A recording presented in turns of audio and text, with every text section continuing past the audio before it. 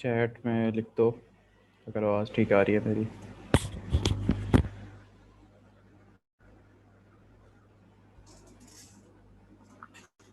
एक दूसरे का वेट करते रहते हो कि कोई और कर दे बस। चलो, आज हमने डिस्कस करना है मोटर वीकनेस के डिफरेंशियल डायग्नोसिस। ठीक है। जब कभी आप जो है वो मोटर सिस्टम, आपके पास कोई भी मोटर वीकनेस के साथ पेशेंट प्रेजेंट कर रहा होगा ना, एडल्ट या पहले हम जनरली बात करेंगे फिर पीरियड्स वाली डिजीज़ के ऊपर आएंगे। कोई भी जो है वो प्रेजेंट कर तो आपने उसको सबसे पहले आपको एनाटमी पता होनी चाहिए। सारी न्यूरो एनाटमी जो आपने सेकेंड में पढ़ी थी भुला दी होगी अब तक, आई एम श्योर। तो वो पता होनी चाहिए और उसके बाद आपको उसको क्लासिफाई करना है कि ये किस टाइप की लीजन की वजह से इसको वीकनेस हो रही है। ठीक है, वो अभी हम देखते हैं। पहले हम थोड़ा सा ब्रीफ ओवरव्यू देख लेते हैं एनाटमी का कि मोटर पाथवे कैसे चलता था। मोटर पाथवे कहाँ से स्टार्ट होता है? कोई भी चीज़ आपने अपने मूव करना है, कोई मसल, तो इम्पल्स कहाँ से स्टार्ट होगा? सामने मैंने खोल भी दिया। आंसर करो। ये थोड़ा इंटरेक्टिव अगर होगा तो इजी रहेगा, आपको समझ भी आ जाएगा। और अगर ये रह गया तो फिर एंड तक रह ही जाएगा ये, क्योंकि सेरिब्रल सारी कॉर्टेक्स। डिजीजेस की एक्सप्रेशन इसी के ऊपर बेस कर रही होती है। जी जी बताओ बिलाल। सेरिब्रल कॉर्टेक्स जो इसके ग्रे मैटर होता ठीक है, सेरेब्रल कॉर्टेक्स को और आगे कोई लोकलाइज करोगे? कौन सा एरिया सेरेब्रल कॉर्टेक्स का? है प्री सेंट्रल गायरस, और उसके अंदर भी वो जो अलोंग द जो सल्कस के साथ साथ वाला एरिया वहाँ से। ठीक है, प्री सेंट्रल गायरस जो है वो होता है, post central gyrus sensory area होता है, pre central gyrus motor area होता है। और कुछ स्पेशलाइज्ड एरियाज होते हैं जो मोटर स्पीच एरिया और ये सारी चीज़ें होती हैं। ठीक है, यहाँ से ओरिजिनेट करता है। यहाँ पे कौन से सेल्स होते हैं? पायरामिडल सेल्स होते हैं जो लेयर्स बनी हुई होती हैं कॉर्टेक्स की, उसके अंदर से वहाँ से वो स्टार्ट होता है इम्पल्स। ठीक है, वहाँ से जाएगा, वहाँ से कहाँ पे जाता है फिर? इंटरनल कैप्स जो उसके ट्रैक्स होंगे, एग्जॉन्स होंगे, उन्होंने कहाँ से पास करना है? बंडल अप होके इंटरनल कैप्सूल के अंदर से। और ये जो बंडल बनता है इसको हम कहते हैं ट्रैक्ट। ठीक है, नर्वो ट्रैक्ट में क्या फ़र्क होता है कि जो चीज़ सेंट्रल नर्वस सिस्टम के अंदर अगर एक्सॉन्स का एक बंडल बन रहा है तो दैट इज ट्रैक्ट, और सेंट्रल नर्वस सिस्टम से बाहर निकल के उसके बाद बनता है तो उसको हम नर्व कहते हैं। तो बेसिकली इस ट्रैक्ट को फिर हम क्या कहते हैं? पैरामिडल ट्रैक्ट या कॉर्टिको स्पाइनल ट्रैक्ट। ये जो ये बनेगा। ठीक है, फिर इंटरनल कैप्सूल से पास करेगा। इंटरनल कैप्सूल के बाद पास करने से बाद उसके बाद डिकसेशन हो जाएगी इसकी। डिकसेशन के बाद जो पायरामिड्स में आएगा जब, उस टाइम इसकी डिकसेशन होगी। ठीक है, मिड ब्रेन, पोन्स, मेडुला, यहाँ से पास करता हुआ नीचे आएगा। और उसके बाद ये एक्सॉन जाके किस चीज़ के साथ आगे अपना साइनैप्स करेगा? जो स्पाइनल कॉर्ड है उसके जो एंटीरियर हॉर्न है उसके अंदर सेल्स पड़े हुए हैं जो उनके साथ इसने जाके साइनैप्स करना है। ठीक है, अब चलो पहले पूरा पाथवे पढ़ लेते हैं। फिर एंटीरियर हॉर्न सेल्स के बाद उनके जो एक्सॉन्स निकलेंगे वो एक नर्व बनेगी, उसको हम क्या कहते हैं? स्पाइनल नर्व्स जो होती हैं। ठीक है, नीचे स्पाइनल कॉर्ड वाली स्पाइनल नर्व्स होती हैं और इसी तरह ऊपर करेनियल नर्व्स के भी जो न्यूक्लियाई के बाद बनते हैं वो कॉर्टिको स्पाइनल ट्रैक्ट नहीं कहते हम उसको, कॉर्टिको बल्बर ट्रैक्ट कहते हैं, अगर आपको याद हो तो वो भी सिमिलर ही होता है, इसलिए हम उसको एक को डिस्कस कर लेते हैं, दूसरा सिमिलर ही होगा। कॉर्टिको स्पाइनल ट्रैक्ट में जो पहला न्यूरॉन था उसने जाके साइनैप्स किया, पैरामिडल सेल था वो। पैरामिडल सेल से एक्सॉन निकला, एक्सॉन ने जाके साइनैप्स किया एंटीरियर हॉर्न सेल्स के साथ जो लोकेटेड हैं interior horn of spinal cord. ठीक है, वहाँ से अब जो एक्सॉन्स निकलेंगे वो बनाएंगे स्पाइनल नर्व्स में चले जाएंगे। और स्पाइनल नर्व फिर आगे जाके क्या बनाती हैं? प्लेक्सस बनाती हैं। ठीक है, ऊपर अपर लिम्स के लिए ब्रैकियल प्लेक्सस बनाती हैं और नीचे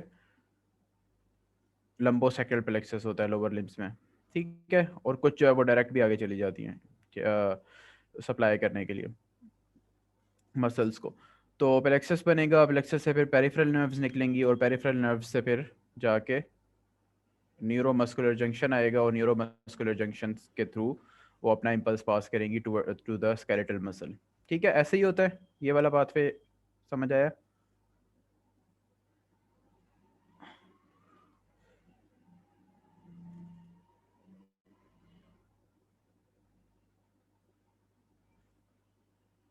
अच्छा अच्छा, अब जितना ये पूरा पाथवे है ना, इसके अंदर कहीं के अंदर भी प्रॉब्लम हो सकता है, फिर उनको हमने अलग अलग नाम दिए हुए हैं और उनके अंडर सारी डिजीज़ आती हैं। सबसे पहले चीज़ हमने क्या पढ़ी थी कि पैरामिडल सेल्स होते हैं, वहाँ से एक्सॉन निकलता है और स्पाइनल कॉर्ड तक आता है। तो ये वाला जो न्यूरॉन है इसको हम क्या कहते हैं?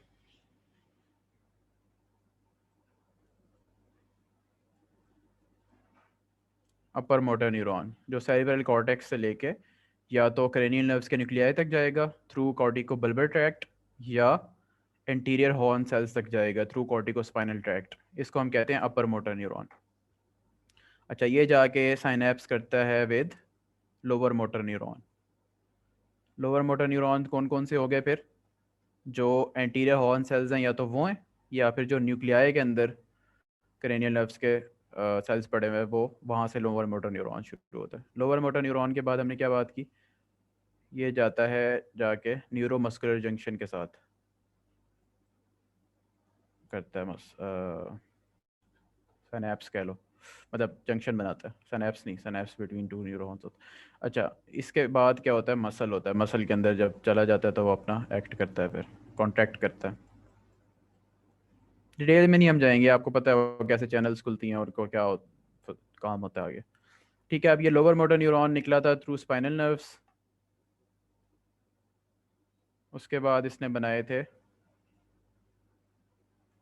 प्लेक्सस, ब्रेकियल प्लेक्सस और वो वाले। उसके बाद ये बन गई थी पेरिफेरल नर्व। पेरिफेरल नर्व बनने के लिए लेकिन इसमें दोनों शामिल हो जाएंगे, जो सेंसरी सप्लाई थी और मोटर सप्लाई थी वो मिक्स हो जाएगी यहाँ पे। ठीक है, इसमें दोनों होंगी। अच्छा, तो अब हम इनको नेम देना स्टार्ट करते हैं, तो क्या नेम बनेंगे? यहाँ पे मसला हुआ हुआ है। स्पाइन ब्रेन से लेके, कॉर्टेक्स से लेके, जो इंटरनल कैप्सूल से पास किया उसने, pons medulla, midbrain pons medulla, spinal cord में भी जब तक यहाँ तक पहुंचा, तो ये कौन सा बनेगा? Upper motor neuron lesion. ठीक है, एंटीरियर हॉर्न सेल के अंदर कोई प्रॉब्लम हुआ या उससे आगे, तो उसको हम क्या कहेंगे? Lower motor neuron lesion. उसमें क्या क्या आ जाएगा? स्पाइनल नर्व्स के प्रॉब्लम आ जाएंगे। वो किस तरह हो सकते हैं? माइलोपैथी। अब सबसे पहले तो स्पाइनल कॉर्ड का अपना प्रॉब्लम आएगा ना, जिसमें एंटीरियर हॉर्न सेल्स को कोई प्रॉब्लम हो सकती है, उसको हम कहेंगे myelopathy. Myelo means spinal cord. ठीक है, MYELO, ये वाला माइलो। अच्छा, और फिर नर्व्स आ गई। उसके अलावा भी यहाँ पे प्रॉब्लम हो सकते हैं, रेडिकुलोपैथी भी हो सकती है। बेसिकली उसमें क्या होता है, जो स्पाइनल नर्व्स होती हैं वो कंप्रेस हो रही होती हैं किसी भी डिस्क के प्रोलैप्स की वजह से, या जो वर्टिब्रल वर्टिब्रा हैं उनके प्रॉब्लम की वजह से। ठीक है, उसके बाद ये प्लेक्सस आ जाता है, प्लेक्सोपैथी।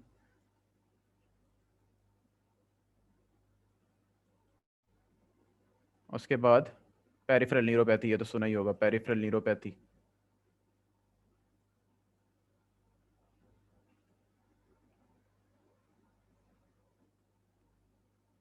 न्यूरोमस्कुलर जंक्शन के प्रॉब्लम हो सकते हैं, बस ये इसी तरह आएगा। ठीक है, और मसल का प्रॉब्लम होगा तो क्या कहते हैं मसल को? मायोपैथी। मायोपैथीज। मायोपैथी। इसकी फर्दर आगे न्यूरोपैथी की फिर आगे टाइप्स भी होती हैं, पॉली न्यूरोपैथी, मोनो न्यूरोपैथी, और भी होती हैं काफ़ी सारी। डिटेल की ज़रूरत नहीं है आपके लेवल पे। अच्छा, अब इनकी मैं एग्जांपल्स बता के फिर हम बीट्स की तरफ चलते हैं कि उसमें क्या क्या होगा। ठीक है, ये आपका मेडिसिन से रिलेटेड है वैसे। अपर मोटर न्यूरॉन लीजन क्यों होती है? सेरिब्रल कॉर्टेक्स को क्या प्रॉब्लम हो सकता है, या इंटरनल कैप्सूल को क्या प्रॉब्लम हो सकते हैं, मिड ब्रेन, पॉन्स मेडुला, इधर क्या क्या प्रॉब्लम हो सकते हैं? कोई जहन में इस्कीमिया, चीज़ आती है? ट्रॉमा।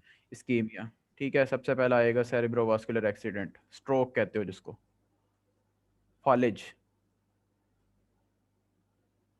ठीक है, और सेंट्रल नर्व ब्रेन की जो सारी इन्फेक्शंस होंगी ना, वो भी इसके अंदर आ जाएंगी, ब्रेन एब्सेस। ठीक है, जो हीमाटोमास होंगे डिफरेंट जो कंप्रेस करेंगे ब्रेन को, वो ट्रॉमा श्रामा जो है वो भी हो सकता है इसके अंदर। स्ट्रोक जो है वो एक ब्रॉड टर्म है, इसके अंदर आगे बहुत सारी चीज़ें आ जाएंगी। आपके ब्रेन हेमरेज जिसको आप कहते हो, हेमरेजिक स्ट्रोक होता है वो, ठीक है, एक वो भी आ जाएगा। इस्कीमिक स्ट्रोक होता है जिसमें एथेरोस्क्लेरोसिस की वजह से प्रॉब्लम हो रही होती है, या एम्बोलस जो है वो बन के किसी और पार्ट ऑफ सर्कुलेशन से ब्रेन में जाके लॉज हो जाता है। इसी तरह जो एनोरिज्म्स बन जाते हैं कुछ, क्या कहते हैं उसको, क्या नाम होता है एनोरिज्म का जहाँ कॉमन है, बेरी एन्यूरिज्म। उसकी वजह से बैरी एनोरिज्म, उसके रप्चर हो सकते हैं। आर्टेरियोवेनस मॉयल फॉर्मेशन हो सकती है जिसकी वजह से प्रॉब्लम। तो ये सारे प्रॉब्लम क्या करवाएंगे, अपर मोटर न्यूरॉन लीजन। अब इसमें जो है वो स्पेसिफिक एक पैटर्न होगा, उसको कहेंगे आप हेमीप्लेजिया होगा इसके अंदर, क्योंकि दोनों साइड के कॉर्टेक्स जो हैं उनकी सप्लाई एक एक साथ ख़त्म नहीं होती है।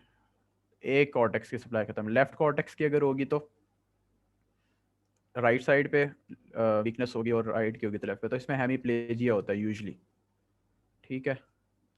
डिटेल में नहीं हम इसके जा रहे, आप इसको फिर लोकलाइज करते हो। हेमीप्लेजिया के साथ जो एक्स्ट्रा सिम कौन कौन सी इन्वॉल्व हैं, सेंसरी सप्लाई कौन कौन सी मसला उसका, वो उसकी बेसिस पे आप जो है फिर आगे देखोगे कि किस पार्ट ऑफ द ब्रेन, सिर्फ कि सेरेब्रल कॉर्टेक्स की वजह से नहीं होता। Cerebral cortex, internal capsule, medulla oblongata, pons, midbrain, ये, और स्पाइनल कॉर्ड के अंदर से भी तो अपर मोटर न्यूरॉन गुजर है ना। जिसने लंबो सैक्रल सेगमेंट में जाना है तो वो स्पाइनल कॉर्ड से गुजर के जाएगा अपर मोटर न्यूरॉन। तो यहाँ पे भी मसला हो सकता है, ठीक है। लोअर मोटर न्यूरॉन में ये सारी चीज़ें आ जाती हैं। इसमें जो हमने पढ़नी है वो है ये एंटीरियर हॉर्न सेल्स के साथ जहाँ पे प्रॉब्लम हुआ ना, वहाँ पे पोलियोमाइलाइटिस सुना हुआ ना, पोलियो उसका नाम है, माइलाइटिस। जो एंटीरियर हॉर्न सेल्स होते हैं यहाँ के ऊपर आके ये एक्ट करता है, ठीक है, उनको डिस्ट्रॉय करता है। तो ये लोअर मोटर न्यूरॉन लीजन बनेगी, ठीक हो गया। और न्यूरोमस्कुलर जंक्शन में कौन सी पढ़ेंगे हम, कब से पढ़ते आ Myasthenia रहे हो gravis. फिजियो से? Myasthenia Myasthenia. ग्रेविस। और मसल्स में बहुत सारी होती है, लेकिन जो हमने पढ़नी है वो जेनेटिक टाइप है, वो कौन सी है, ड्यूशीन मस्कुलर डिस्ट्रॉफी, ठीक है। एक्स लिंक्ड डिसऑर्डर है ये हमने पढ़ना है। इसके अलावा लोअर मोटर न्यूरॉन में हम मिक्स्ड पॉलीन्यूरोपैथी पढ़ेंगे, जो पेरिफेरल न्यूरोपैथी एक टाइप आप कह सकते हो, दैट इज़ गियान पेरे सिंड्रोम। अब इसको कुछ लोग गुलैन बेयर और पता नहीं क्या क्या बोल रहे होते हैं, तो इसका नाम आपने एक दफ़ा कर लेना, या फिर इसको फिर GBS बोला करो मेरी तरह, ठीक है। तो ये जो है यहाँ पे आ जाएगा, ठीक है। अब कोई भी बच्चा मतलब पेशेंट जो है अगर प्रेजेंट करे मोटर वीकनेस के साथ, तो ये पूरी पाथवे आपके जहन में आ जाना चाहिए, और आपने लोकलाइज करने की कोशिश करनी है कि कहाँ पे प्रॉब्लम आ रही है, ठीक है ना। इसको पिक्चर को अब दोबारा देखते हैं एक दफ़ा हम। सेरेब्रल कॉर्टेक्स से स्टार्ट हुआ, कौन सा एरिया सेरेब्रल कॉर्टेक्स का, pre central gyrus, which is the motor area. जो सेंट्रल गायरस होता है उससे पीछे जो पार्ट होता है वो मोटर एरिया होता है, और उससे अगले वाला पार्ट सेंसरी एरिया होता है, पोस्ट सेंट्रल गायरस। खैर वहाँ से स्टार्ट होगा, और वहाँ पे कौन से सेल्स हैं बेसिक अंदर, अगर हम हिस्टोलॉजी में जाएं तो पायरामिडल सेल्स के जो एक्सॉन्स होते हैं वो अपर मोटर न्यूरॉन है। वहाँ से वो आएंगे, या तो वो क्रेनियल नर्व्स के न्यूक्लियस में चले जाएंगे जो मिड ब्रेन, पोन्स और मेडुला में पड़ा हुआ है, ठीक है। चलो ये भी पढ़े, जो न्यूक्लियस हैं वो आपको पता होने चाहिए कहाँ पड़े हुए हैं। मिड ब्रेन के अंदर कौन से हैं, पोन्स के अंदर कौन से हैं, और मेडुला के अंदर कौन से हैं, ठीक है। और कॉर्टेक्स के अंदर भी न्यूक्लियस तो नहीं है, मतलब कौन सी नर्व्स जा रही हैं जो, अच्छा अब चलो ऑल कौन सी होती है पहली, olfactory. ऑल्फैक्टरी कहाँ जाती है, कौन से कॉर्टेक्स में,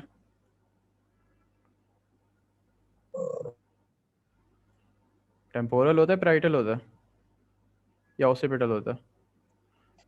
Right. मुझे खुद भूल गया, ठीक है। ये मतलब नीचे लोअर ब्रेन में नहीं जा रही होती, कॉर्टेक्स के अंदर ही जा रही होती है। ऑप्टिक आपको पता है ऑसिपिटल कॉर्टेक्स में जो है वो विजुअल कॉर्टेक्स उसको कहते हैं, वहाँ पे चली जाती है। तो ये दो तो आपने छोड़ देनी है, ठीक है। ये तो मतलब इनको आप जो है वो कुछ नहीं कर सकते। मिड ब्रेन फिर ये 1 2 3 4, मिड ब्रेन में 5 6 7 8 शायद इधर हैं, नहीं 3 4 5 6 7 8 9 10 11 12 इस तरह जो है वो मुझे खुद भी भूली गई है, ये मैं दोबारा कल करके आऊँगा। तो जहाँ जहाँ इनके न्यूक्लियस पड़े हुए हैं ना, अगर मेडुला के अंदर मसला हुआ है तो जोन से न्यूक्लियस यहाँ पे पड़े हुए हैं वो वाली क्रेनियल नर्व्स भी जाएंगी और अपर मोटर न्यूरॉन लीजन भी होगी। इस तरह पोन्स में हुआ तो ये जाएंगे और साथ अपर मोटर न्यूरॉन लीजन भी होगा। तो ये इस तरह जो है वो होता रहेगा। आपने लोकलाइज कर लेना इनको, ठीक है। अच्छा, दूसरी बात हम क्या करने लगे थे, हाँ उसको हम रिवाइज कर रहे थे। इंटरनल कैप्सूल से गुजरेगा, फिर इंटरनल कैप्सूल से गुजर के जो है वो ओन्स मेडुला में चला गया, फिर स्पाइनल कॉर्ड में से गुजरेगा एंटीरियर हॉर्न सेल्स के साथ जाके, ये वाला जो है यहाँ पे इस एरिया पे जो है वो हो रहा है, साइनेप्स हो रहा है, ठीक है। यहाँ तक अपर मोटर था ये। अब लोअर मोटर शुरू हो गई जो एंटीरियर हॉर्न सेल्स है। लोअर मोटर किस तरह जाएगा, स्पाइनल नर्व्स के थ्रू जाएगा, प्लेक्सस बनाएगा, पेरिफेरल नर्व्स के अंदर जाएगा और फिर न्यूरोमस्कुलर जंक्शन पे जाके एंड हो जाएगा। न्यूरोमस्कुलर जंक्शन के थ्रू फिर उससे आगे मसल का अपना सारा काम है, ठीक है। This is the overview of anatomy. अच्छा, अब सबसे पहले हम शुरू करें मायोपैथी से। तो मायोपैथी कौन सी हो सकती है बच्चों के अंदर, हम क्योंकि पीड्स पढ़ रहे हैं, तो ड्यूशीन मस्कुलर डिस्ट्रॉफी जो है ये मायोपैथी है। अब इसमें प्रॉब्लम क्या होती है, क्या पैथोफिजियोलॉजी होती है, एक प्रोटीन होती है दैट इज़ कॉल्ड डिस्ट्रॉफिन, ठीक है। जो डिस्ट्रॉफिन जीन है वो इसमें डिफेक्टिव होता है, ठीक है। तो उस डिस्ट्रॉफिन जीन की डिफेक्टिव होने की वजह से डिस्ट्रोफिन प्रोटीन नहीं बन पाती, और अगर प्रोटीन नहीं बनेगी सही, बन तो जाती है, एबनॉर्मल प्रोटीन होगी। एबनॉर्मल प्रोटीन होगी तो जो मसल का सारा मसला है मायोपैथी हो जाएगी, ठीक है। अच्छा, अब ये जीन होता कहाँ पे है, एक्स लिंक्ड होता है ये, ठीक है। तो x link disease, x link recessive disease recessive pattern में जाती है। तो जितनी भी एक्स लिंक डिजीज हैं, चाहे रिसेसिव हो चाहे क्या कहते हैं उसका डोमिनेंट होती है ना, वो मेल्स में ज़्यादा इफेक्ट करती हैं, ठीक है। तो ये इसका भी यही कहानी है। Dystrophin gene, dystrophin protein x link recessive है, मेल्स को ज़्यादा अफेक्ट करेगी, ठीक हो गया। ये इसकी सारी पीछे क्लिनिकल फाइंडिंग्स किस बेसिस पे आएंगे, जहाँ जहाँ डिस्ट्रोफिन जीन है, मसल हैं जहाँ जहाँ, वहाँ पे प्रॉब्लम आना स्टार्ट हो जाएगी, ठीक है। सबसे पहले प्रॉक्सिमल जो मसल्स हैं, प्रॉक्सिमल मसल्स कौन से होते हैं, जो ये एक्सिस के साथ साथ हैं आपके, ठीक है। एक डिस्टल मसल्स हैं, एक प्रॉक्सिमल मसल्स हैं। डिस्टल मसल ये आपके हैंड्स के हो गए, एल्बो, फोर आर्म, ये वाले सारे हो गए। और जो प्रॉक्सिमल मसल हैं वो ग्रिडल्स के साथ जो आपके अटैच है, ये इनमें पहले जो है वो प्रॉब्लम होना स्टार्ट होगी। डिफ़िकल्टी इन क्लाइंबिंग स्टेयर्स, क्योंकि स्टेयर चढ़ते हुए आपके जो मेजर मसल यूज़ हो रहे थे वो पेल्विक ग्रिडल वाले हो रहे होते हैं ना, तो जो ग्रेविटी के अगेंस्ट वर्क कर रहे होते हैं, तो वो जाएंगे तो डिफ़िकल्टी इन क्लाइंबिंग स्टेयर्स हो जाएगी, लॉर्डोसिस हो जाएगा। अपर जो प्रॉक्सिमल मसल्स हैं, लॉर्डोसिस कल मैंने आपको बताया था। लॉर्ड लाइक पोस्चर कैसा होता है, जैसे वो सीना निकाल के चलने वाली बात होती है वो है। और वैडलिंग गेट हो जाएगी, जो गेट है उनकी वो वैडलिंग गेट। वैडलिंग गेट कौन सी होती है, पोलियो का पेशेंट देखा आपने कभी, अ, उसकी जैसी गेट होती है ना वो तकरीबन तकरीबन उस तरह की। ये शो हो रहा है, मतलब छोटा ही तो नहीं है स्क्रीन,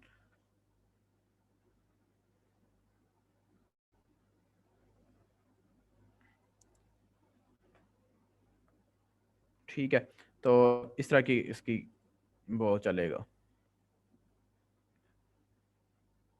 बतखों वाली लिखा है किसी ने, हाँ कह सकते हैं।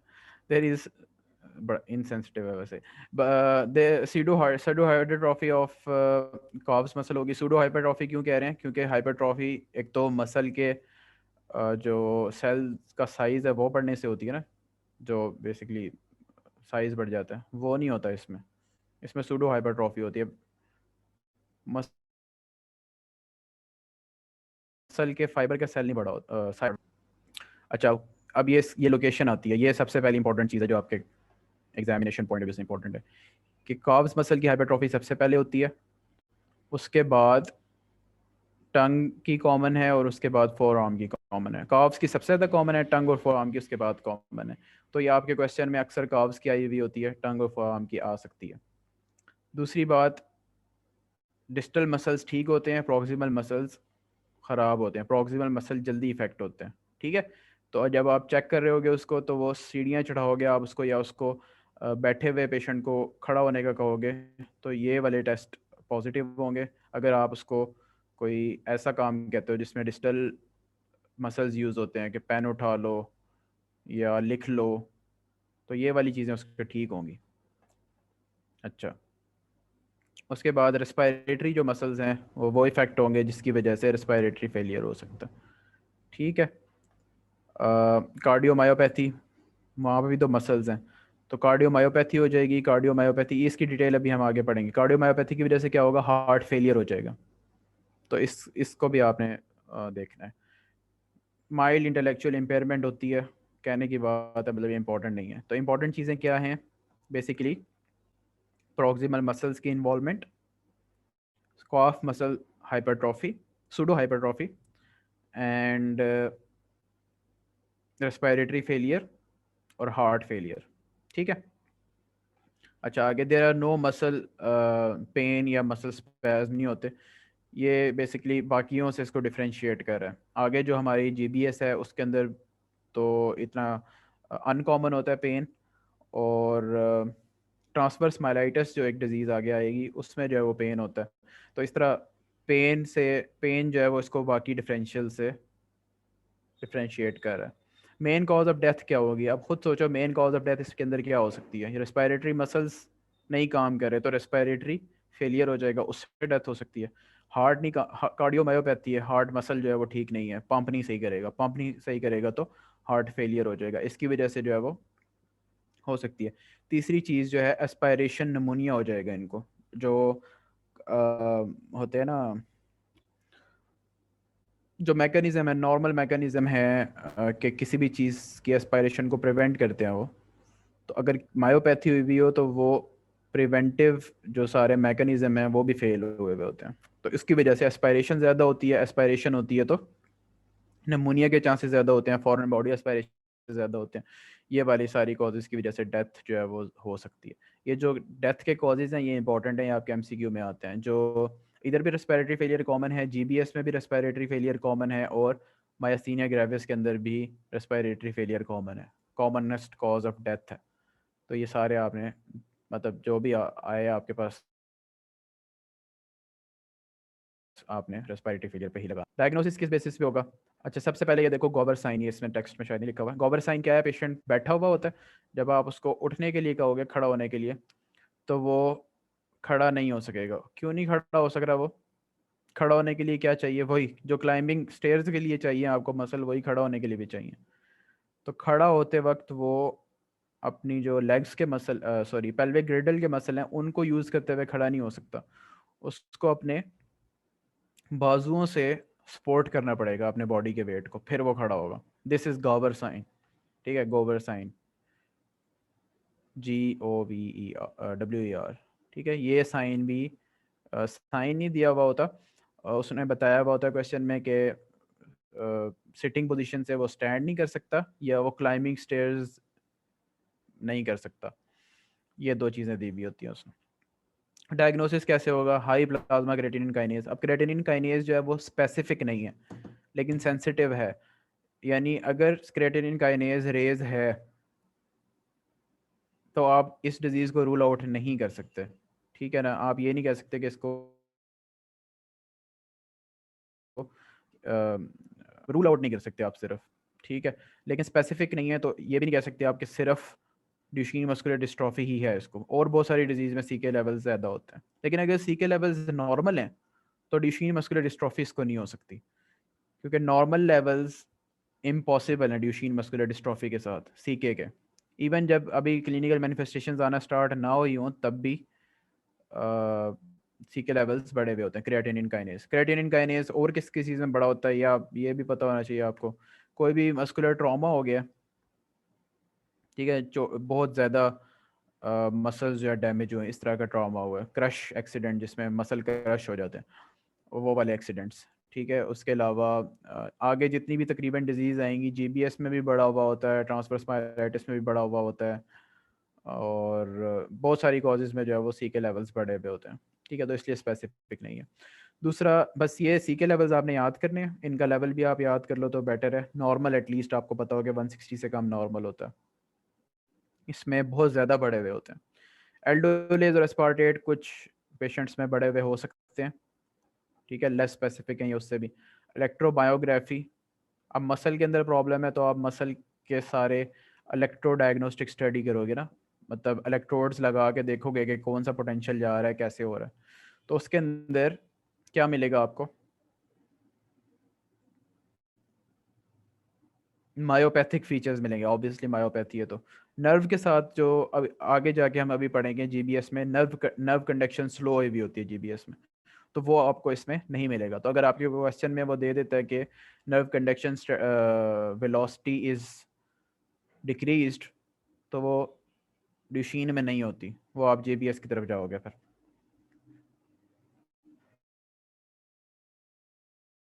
बाकी सेंसरी और मोटर नहीं, मसल के अंदर प्रॉब्लम होता है। पॉलीमरेज चेन रिएक्शन आप किस लिए पीसीआर करवा रहे हो, आप डिस्ट्रोफिन जीन के लिए आप करवा सकते हो, ठीक है। Muscle biopsy is the most specific, ये आता है आपके एमसीक्यूज में कि मोस्ट स्पेसिफिक टेस्ट कौन सा है, तो मसल बायोप्सी ड्यूशीन मस्कुलर डिस्ट्रॉफी के लिए मोस्ट स्पेसिफिक है।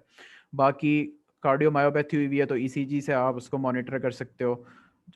एस्पायरेशन नमूनिया और फॉरेन बॉडी एस्पायरेशन के चांसेस ज़्यादा होते हैं, और रेस्पिरेटरी फेलियर होता है तो उसके लिए आप चेस्ट एक्सरे करवा सकते हो और एबीजीज करवा सकते हो। एबीजीज बेसिकली आपको कार्बन डाइऑक्साइड और लेवल्स बताएंगे, ऑक्सीजन लेवल तो उसमें नहीं होता, वो वैसे आप करोगे रेस्पिरेटरी फेलियर देखने के लिए, मॉनिटरिंग करने के लिए कि रेस्पिरेटरी फेलियर में तो नहीं जा रहा पेशेंट। अब ऑब्वियसली जेनेटिक डिजीज़ है तो there is no cure. Supportive treatment है, मसल्स के लिए फिजियोथेरेपी है, ठीक है। पेन हो रहा है अगर और इन्फ्लेमेशन कम करना चाहते हो तो स्टीरॉइड्स दे दो, ठीक है। ज़्यादा डेज़ के लिए नहीं देने, 10 डेज़ ईच मंथ बस, वरना कॉम्प्लिकेशंस होती हैं क्रोनिक स्टीरॉयड यूज़ की, जो हम पहले पढ़ चुके हैं। कार्डियोमायोपैथी है तो डाइजॉक्सिन दोगे, डाइजॉक्सिन क्या करेगा, उसको कॉन्टैक्ट करवाएगा हार्ट को। पल्मोनरी इन्फेक्शंस को आप ट्रीट करोगे एंटीबायोटिक्स से, न्यूट्रिशनल सपोर्ट प्रोवाइड करोगे, उसमें न्यूट्रिशनल सपोर्ट में क्या होगा, अच्छी न्यूट्रिशन देनी है आपने उसको। अब उसके मसल्स ऑलरेडी फारेग हैं, आपने उसकी बोन्स और ये सारी चीज़ें ठीक रखनी है, कैल्शियम और विटामिन डी, और मतलब न्यूट्रिएंट रिच डाइट उसकी होनी चाहिए पेशेंट की। तो बेसिकली ये ड्यूशेन मस्कुलर डिस्ट्रॉफी थी। अच्छा नेक्स्ट, अब इसका सिनेरियो पढ़ते हैं पहले आखिर में। अ 4-year-old boy presented with difficulty in walking. He rolled, sat and first stood at essentially normal ages and first walked at 12 years of age, 12 months of age. तो बेसिकली इस लाइन में उसने सारे डेवलपमेंटल माइलस्टोन्स बताए हैं। Motor developmental milestones important है motor weakness की history में। अगर उसके स्किल्स डेवलप ही नहीं हुई, उसको बैठना ही नहीं आया, उसको खड़ा होना ही नहीं आया, उसे चलना ही नहीं आया, तो इसका क्या मतलब है कि उसकी डेवलपमेंटल डिले है। डेवलपमेंटल डिले किस चीज़ में होता है, उस दिन भी बताया था किस चीज़ में होता है developmental delay, motor developmental delay.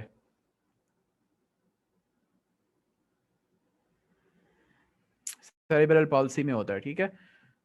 Hypoxic ischaemic encephalopathy हुई भी हो किसी बच्चे को, उसका ब्रेन जो है वो उसकी डेवलपमेंट ना हो रही हो, डैमेज हो गया हो ब्रेन, तो उस टाइम होता है। खैर उसको उसने रूल आउट कर दिया।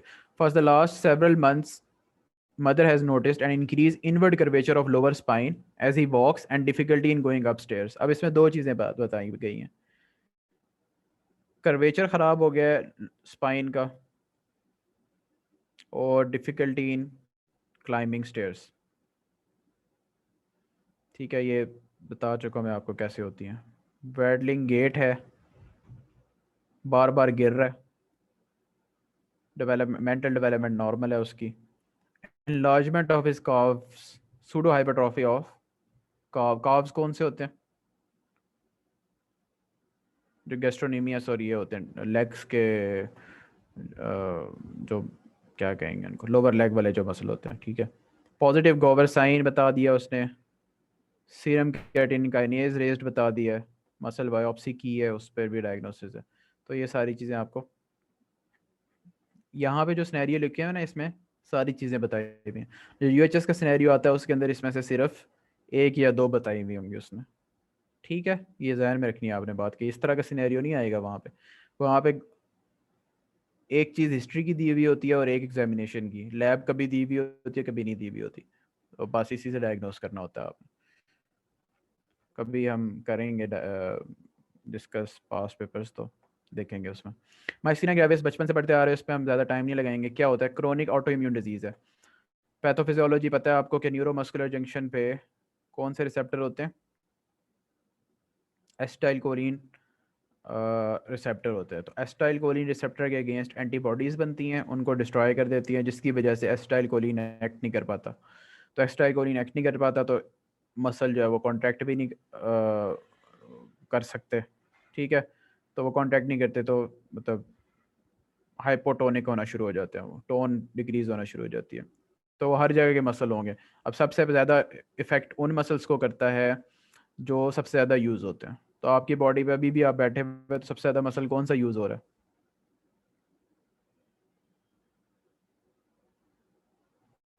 orbicularis और oculi।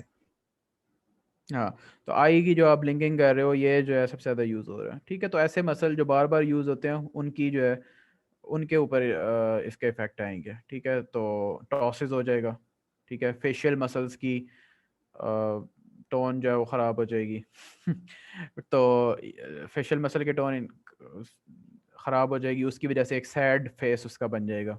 ये भी आता है आपके, अब फेशियल फीचर्स जो है वो सैडनेस दिखा रहे होंगे उसके, ठीक है। ये होगा, swallowing में प्रॉब्लम होगी, स्लरिंग ऑफ स्पीच हो सकती है, ठीक है। इसके अलावा जब आप क्लिनिकल एग्जामिनेशन करोगे तो आप किसी भी मसल की रिपीटेड मूवमेंट्स करवाओगे तो उसके अंदर आहिस्ता आहिस्ता वीकनेस डेवलप होना शुरू हो जाएगी। इसको क्या कहते हैं, फटीगेबिलिटी। फटीगेबिलिटी क्यों हो रही है कि पहले थोड़ा बहुत जो एसिटाइल कोलिन रिसेप्टर पे एक्ट कर रहा है, एसिटाइल कोलिन वो एक्ट करेगा और उसके बाद बस ख़त्म हो जाएगा, ठीक है। उसके बाद नया जो वो है एसिटाइल कोलिन है वो बाइंड नहीं कर रहा, और जब नया नहीं बाइंड कर रहा तो कॉन्ट्रैक्शन भी नहीं हो रही, तो ये मसला हो जाएगा इसमें। तो ड्रग्स भी आप ऐसी दोगे इसके अंदर, ट्रीटमेंट के अंदर कौन सी ड्रग्स दोगे? दो तरह की ड्रग्स आप दे सकते हो, जो एसिटाइल कोलिन बढ़ाएंगी वो वाली, या जो एंटीबॉडीज़ को कम करेंगी वो वाली। तो जो एसिटाइल कोलिन को बढ़ाती हैं वो कौन सी हैं, एसिटाइल कोलिन एस्ट्रेज इनहिबिटर्स। और जो एंटीबॉडीज़ को कम करती है वो ड्रग तो नहीं है, वो खुद भी इम्यूनोग्लोबुलिन्स ही हैं, IVIG उनको कहते हैं। तो इसकी हम बाकी पैथोफिजियोलॉजी में नहीं जाएंगे। एबनॉर्मल एंटीबॉडीज रिसेप्टर कौन सी साइट्स हैं, एसिटाइल कोलिन रिसेप्टर, और acetyl choline can not activate the receptor. Ptosis, blurred vision, slurred speech. Examination पे क्या करेंगे, holding the head up from the surface of examination table. Patient को सीधा लेटा देंगे, उसको कहेंगे कि आप अपना सर उठाओ, सिर्फ सर उठाओ। तो सर उठाएगा जब वो ग्रेविटी के अगेंस्ट, थोड़ी देर तक उठा के रखेगा, थोड़ी देर बाद फटीग हो जाएगी उसके मसल्स की और उसका सर उठा नहीं सकता, वो रख देगा दोबारा वापस। Difficulty in swallowing and chewing, weakness of arms and legs, chronic muscle fatigue, difficulty in breathing. Life threatening मैंने आपको पहले बता दिया था, उसमें भी रेस्पिरेटरी मसल था, यहाँ पे भी रेस्पिरेटरी मसल इन्वॉल्वमेंट है। What is myasthenic and cholinergic crisis? Myasthenic crisis होता है जब थोड़ी बहुत एसिटाइल कोलिन एक्ट कर रही थी ना, वो भी चली जाए तो मायस्थेनिक क्राइसिस हो जाएगा। मायस्थेनिक क्राइसिस, मायस्थीनिया में क्या है मसला है, एसिटाइल कोलिन का एक्शन कम है, तो मायस्थेनिक क्राइसिस में और भी कम हो जाएगा। कॉजेज उसकी देखते हैं। और कोलिनर्जिक क्राइसिस में क्या होगा, कोलिनर्जिक एक्शन बढ़ जाएगा। वो कैसे बढ़ेगा, जो हम ड्रग्स दे रहे हैं, जिन्होंने बेसिकली एसिटाइल कोलिन का एक्शन बढ़ाना था, अगर वो ड्रग्स की ओवरडोज कर देते हैं हम, उसकी वजह से कोलिनर्जिक क्राइसिस होता है। तो इन दोनों को आपने अलग अलग याद रखना है। मायस्थेनिक क्राइसिस क्यों होगा, anything which decreases the action of acetylcholine. Cholinergic crisis क्यों होगा, anything which increases the action of acetylcholine. तो मायस्थेनिक क्राइसिस बेसिकली क्यों हो रहा है, कोई भी ऐसी ड्रग आप दे देते हो जो एसिटाइलकोलिन को कम करती है, तो वो कौन सी ड्रग्स होंगी? एंटीकोलिनर्जिक ड्रग्स हो सकती हैं, वो एनेस्थीसिया में कुछ ड्रग्स यूज़ होती हैं जो न्यूरोमस्कुलर जंक्शन को ब्लॉक करती हैं। सक्सिलाइल कोलिन उसमें एक ड्रग है। तो बेसिकली वो हो सकती है। ठीक है, सर्जरीज वगैरह से पहले ये माइस्थीनिया क्राइसिस हो जाता है, माइस्थीनिक क्राइसिस हो जाता है। ट्रीटमेंट क्या है? अब क्या मसला क्या हो रहा है? एसिटाइल कोलिन कम हो रही है, तो एसिटाइल कोलिन को बढ़ा दो। उसके लिए आप माइस्थीनिया ग्रेविस में भी बेसिकली आप बढ़ा ही रहे थे, लेकिन यहाँ पे अब आपने short and rapid acting drug देनी है जो जल्दी जल्दी बढ़ाए, तो वो है एड्रोफोनियम। ठीक है ना?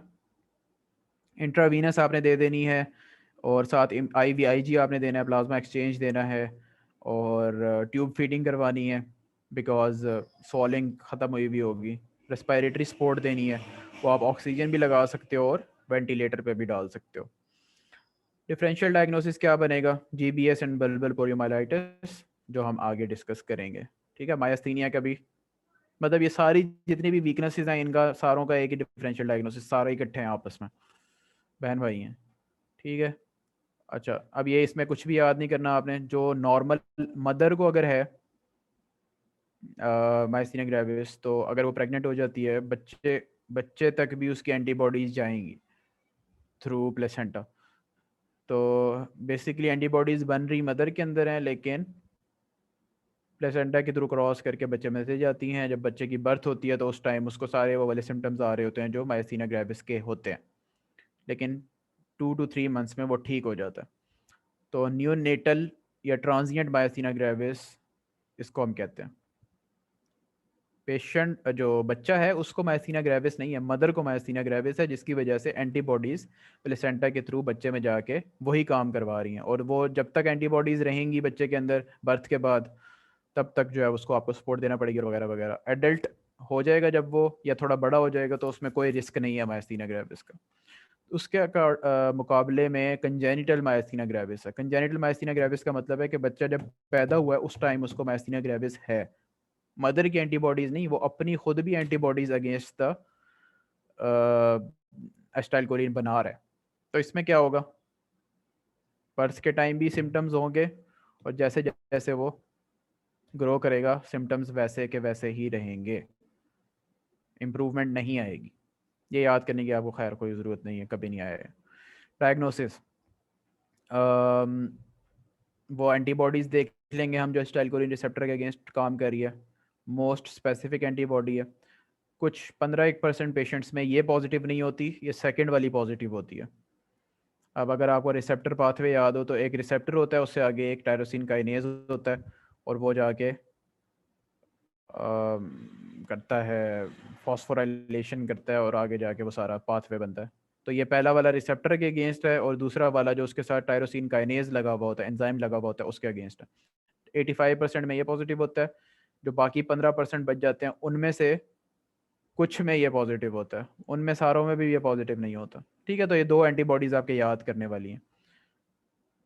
Sero negative myasthenia gravis, seronegative myasthenia gravis means के जिनमें anti acetyl choline receptor antibodies नहीं मिल सकी हैं आपको, तो उनको सीरो नेगेटिव कहते हैं। सीरो मींस एंटीबॉडी, नेगेटिव नहीं है, myasthenia gravis.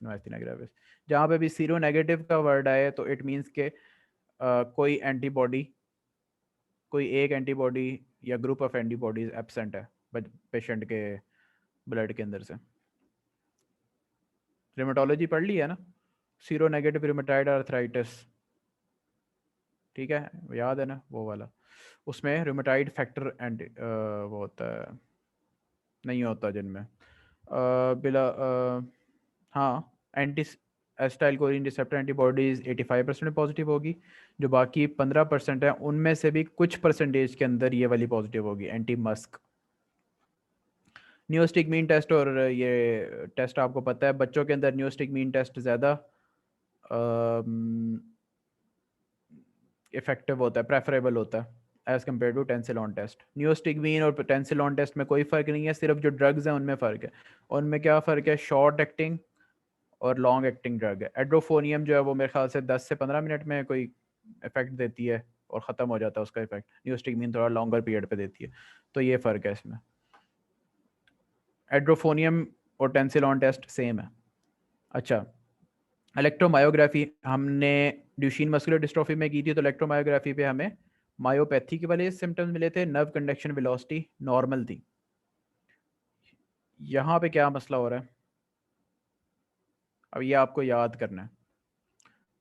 repetitive stimulation of a motor nerve at slow rates with recording over the appropriate muscle shows a progressive fall in amplitude of muscle potential।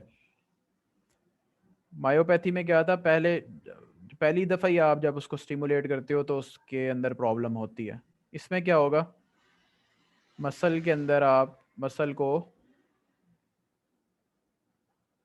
को आप बार बार stimulate करोगे, ठीक है, stimulus दोगे बार बार, normal होगा उसका एम्पलीट्यूड, जो उसकी कॉन्ट्रैक्शन का एम्पलीट्यूड है वो नॉर्मल होगा, ठीक है। जब आप उसको स्टिमुलस देते रहोगे एसिटाइल कोलिन ख़त्म हो जाएगा, एसिटाइल कोलिन जब ख़त्म हो जाएगा तो फिर उसका एम्पलीट्यूड ड्रॉप होगा। तो ये बात उसने बताई है कि आपको EMG पे मिलती है। repetitive stimulation of a motor nerve at slow rates with recording over the appropriate muscle show a progressive fall in amplitude of the muscle potential।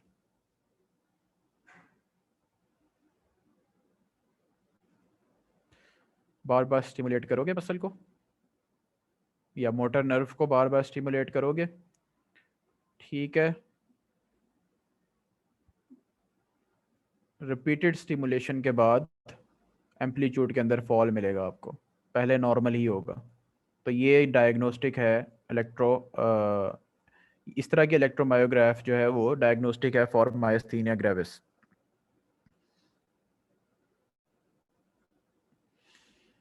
और बायोप्सी से बेटर है, प्रेफरेबल है electromyography in case of myasthenia gravis. जबकि Duchenne muscular dystrophy में कैसे था,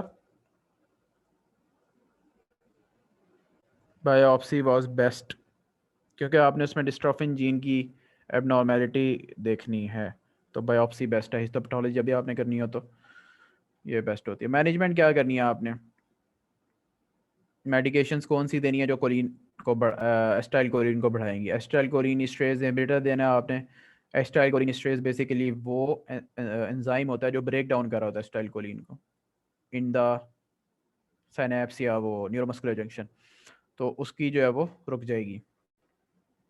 पायरिडोस्टिग्मीन है उसके अंदर, नियोस्टिग्मीन है, ये सारी चीज़ें, ठीक है। अच्छा, उसके बाद जब आप पायरोस्टिग्मीन और न्यूरोस्टिग्मीन दे रहे होगे तो कोलिनर्जिक क्राइसिस का रिस्क होगा, उसके लिए आपने एट्रोपिन जो है वो दे सकते हो। अभी आगे हम इसकी डिटेल में भी पढ़ लेंगे क्या क्या करना है आपने। कॉर्टिकोस्टेरॉइड्स दे सकते हो आप।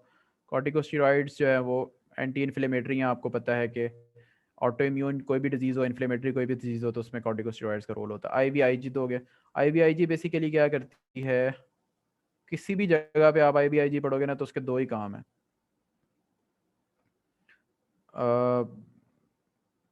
IV इंट्रावीनस इम्यूनोग्लोबुलिन, ठीक है।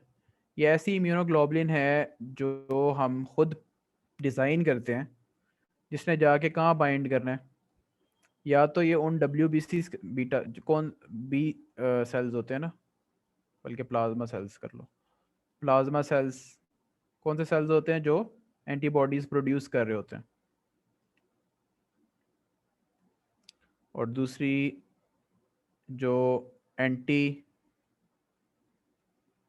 Acetyl choline receptor antibodies produce हुई हैं, ठीक है। या तो ये क्या करेगा कि जो एंटीबॉडीज़ प्रोड्यूस हुई हैं उनके साथ जाके बाइंड कर लेगा। अब मुझे याद कोई नहीं है, इसमें FC पोर्शन होता है और बहुत सारे पोर्शन होते हैं। तो ये वाली जो इम्यूनोग्लोबुलिन है ये इस तरह डिज़ाइन की गई है कि ये उसके उस पोर्शन पे जाके बाइंड कर जाएगी जिस पोर्शन ने एसिटाइल कोलिन रिसेप्टर के साथ बाइंड करना था, ठीक है। तो ये आपस में जब वो कर लेंगी तो ये इसके साथ बाइंड नहीं कर सकता, ठीक है। एक बात ये, या फिर ये जाके इसके साथ बाइंड कर देगी या किसी और WBC के साथ जो इन्फ्लेमेटरी रिस्पॉन्स प्रोड्यूस करने में इन्वॉल्व हुआ है। ठीक है, तो या तो ये प्रोडक्शन कम करेंगी एंटी एसिटाइलकोलिन रिसेप्टर एंटीबॉडीज़ की, या उनका फंक्शन को डिस्टॉर्ट कर देंगी। ठीक है, जिस भी डिजीज़ में आप IVIG पढ़ोगे वो यही दोनों मैकेनिज्म से काम कर रही होगी। आगे भी हम काफ़ी डिजीज़ में देखेंगे। अच्छा, अब थाइमेक्टमी। ठीक है, बच्चों के अंदर आपको पता है कि थाइमस के अंदर जो है वो सारा ये WBCs बन रहे होते हैं, तो उसकी हाइपरप्लेजिया हो जाता है, हाइपरट्रॉफी हो जाती है। ठीक है, जब हाइपरप्लेजिया होगा तो उसमें मेलिग्नेंसी के चांसेस भी बढ़ जाते हैं और वो लोकल सिम्टम्स भी देना शुरू कर देता है। कहाँ पे पड़ा हुआ होता है? मीडियास्टिनम में पड़ा हुआ होता है, तो वो कंप्रेशन कॉज करवाना शुरू कर देता है वेसल्स की और ट्रैकिया की और इसकी एस्फेगस की, तो उसके सिम्टम्स देना शुरू हो जाता है, तो हम उसको रिमूव कर देते हैं। अगर इसके लिए हम CT स्कैन चेस्ट और एक्सरे चेस्ट भी करवाते हैं, इसी को देखने के लिए कि थाइमस का साइज तो नहीं बढ़ा हुआ। प्लाज्मा फेरेसिस के लिए हमने प्लाज्मा फेरेसिस में बेसिकली हम क्या करते हैं? प्लाज्मा फेरेसिस होता है बेसिकली जो, इसमें दो टर्म्स हैं, प्लाज्मा फेरेसिस और प्लाज्मा एक्सचेंज। उसमें हम क्या करेंगे? प्लाज्मा फेरेसिस में हम थोड़ा सा 10 to 15% पेशेंट का प्लाज्मा निकाल देंगे। ठीक है, प्लाज्मा निकालने का क्या मतलब है कि प्लाज्मा के अंदर सारी प्रोटीन्स भी होती हैं और उन्हीं प्रोटीन्स के अंदर वो वाली प्रोटीन्स मतलब इम्यूनोग्लोबुलिन्स भी हैं, तो उनका लेवल कम कर रहे होते हैं हम। ठीक हो गया, समझ आ गई ये बात? अच्छा, उसके बाद हमारे पास दूसरा है प्लाज्मा एक्सचेंज। प्लाज्मा एक्सचेंज में हम ये करते हैं कि हम इसमें तो 10 to 15% निकाल रहे, तो उसमें लार्ज अमाउंट ऑफ प्लाज्मा निकाल लेते हैं पेशेंट का, जिसके अंदर इम्यूनोग्लोबुलिन्स भी निकल आती हैं, और हम उसको डिस्कार्ड कर देते हैं और एक डोनर का प्लाज्मा लेकर आते हैं, उस डोनर का प्लाज्मा उसको इन्फ्यूज़ कर देते हैं। ठीक है, तो ये प्लाज्मा एक्सचेंज और प्लाज्मा फेरेसिस का फ़र्क हो गया। इसमें हम प्लाज्मा फेरेसिस कर रहे हैं, आगे जो डिजीज़ आएगी उसमें हम देखेंगे कि प्लाज्मा एक्सचेंज भी किया जा रहा है। ट्रीटमेंट ऑफ मायस्थेनिया क्राइसिस हम कर चुके हैं डिस्कस। फ़ौरन आपने इमरजेंसी है तो उसको सपोर्ट देनी है, जहाँ भी क्राइसिस का वर्ड आ जाएगा ना तो that is a medical emergency. Adrenal crisis, thyrotoxic crisis, myasthenia crisis, cholinergic crisis, तो मेडिकल इमरजेंसी। उसमें आपने ABCD वो जो ट्यूब डालनी होती है और कैनुला डालना होता है, वो सारा कुछ तो लिखना ही लिखना है। Treatment of cholinergic crisis same, atropine दे देना आपने, जो कोलिन स्ट्रेस को कोलिन एस्टाइल कोलिन का लेवल को तो नहीं करता है, बेसिकली उसको फिजियोलॉजिकल एंटागोनिस्ट है, एंटागोनाइज करता है उसको, होटोकॉस्टमी कर देनी है आपने। और कॉम्प्लिकेशंस क्या डेवलप हो सकती हैं? जो जिन बच्चों को मायस्थीनिया ग्रेविस होता है उनको आपने एनेस्थीसिया देते हुए एहतियात करनी है, सक्सिनाइल कोलिन वगैरह नहीं देनी जो न्यूरोमस्कुलर ब्लॉकर्स हैं। जब आप सर्जरी में एनेस्थीसिया पढ़ोगे तो आपको पता लगेगा कि मसल्स का रिलैक्स होना बड़ा ज़रूरी है सर्जरी के लिए, एब्डोमिनल सर्जरी के लिए ख़ास तौर पे। तो वो मसल को रिलैक्स करने के लिए जो न्यूरोमस्कुलर ब्लॉकर्स देते हैं वो इनमें नहीं देने। एंटीबायोटिक्स का भी कुछ रोल है मायस्थीनिया क्राइसिस के साथ, तो वो भी नहीं देना। मायस्थीनिया ग्रेविस के साथ वो भी नहीं देना आपने। नेक्स्ट डिजीज़ बहुत इंपॉर्टेंट है, बहुत इंपॉर्टेंट है, इन दोनों से बहुत ज़्यादा इंपॉर्टेंट है, वो है गियान-बरे सिंड्रोम या GBS।